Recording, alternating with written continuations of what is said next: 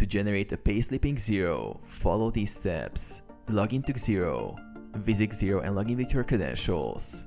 Navigate to Payroll. From the dashboard, click on Payroll in the top menu, then select Pay Employees under the Payroll section. Process a pay run. Before generating payslips, ensure you've processed the pay run. Click Add Pay Run and select the pay period. Review the employee details and amounts. Once everything looks correct, click Post Pay Run.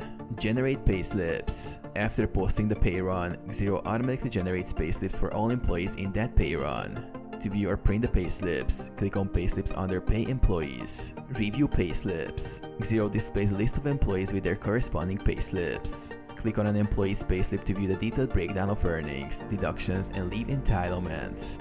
Email payslips. You can email the payslips directly to employees by clicking Email Payslips at the top of the payslips page.